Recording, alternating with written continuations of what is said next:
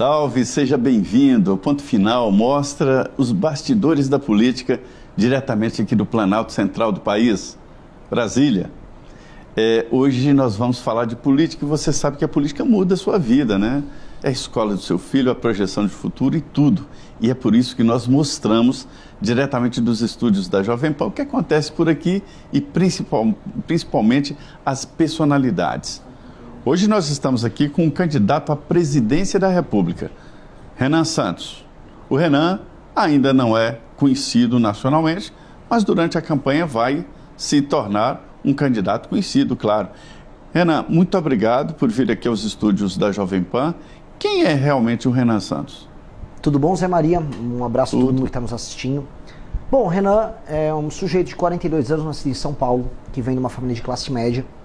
Sempre foi um grande aluno, tomava as palmadas aí da mãe dele quando era criança, né? Quando aprontava e quando tirava nota baixa.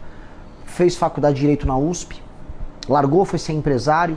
Que não é pouco, né? Direito na USP não é pra qualquer um. Mas também quando eu larguei para ser empresário, tomei muita bronca na minha mãe também. Então faz parte, tem o lado bom e o ruim do peso da instituição. Em que setor empresarial? Fui trabalhar com metalurgia.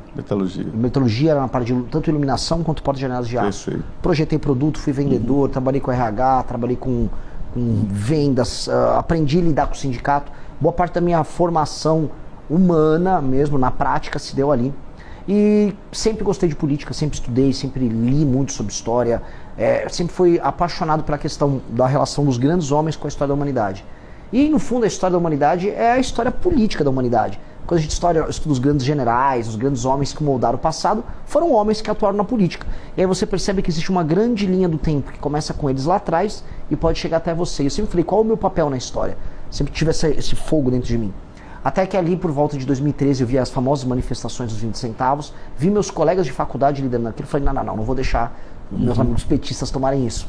Tomei aquelas manifestações, voltei a organizar, resolvi largar tudo e falei, não, eu vou juntar um time e vou montar um movimento político para mudar o Brasil, a gente está no momento de mudar.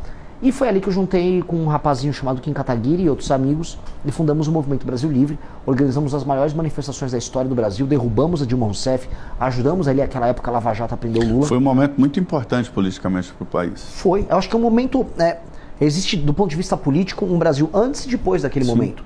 Porque houve uma espécie de despertar da classe média, as pessoas hoje falam mais de política. Mas e como é que esse movimento foi parar no Bolsonaro? Eu vou chegar lá, Zé, porque ali o que aconteceu? As pessoas estavam lutando por causas.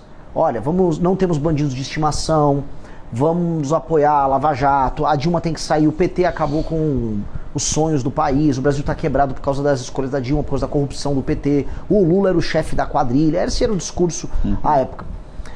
Só que todo movimento político acaba desembocando em uma alternativa política eleitoral. E as grandes lideranças que estavam na rua, tinha eu e o Kim, a gente não tinha nem idade para concorrer, nem partido. O Moro, era talvez um grande nome ali à época, era o juiz da Lava Jato. Houve alguma medida Janaína Pascoal, talvez? Não tinha grandes ambições, talvez não tinha traquejo político. Tinha um capitão ali, andando, gravando vídeos, e ele meio que acabou catalisando aquele processo ao redor dele, e acho que rolou muito à época o famoso se não tem tu, vai tu mesmo, né?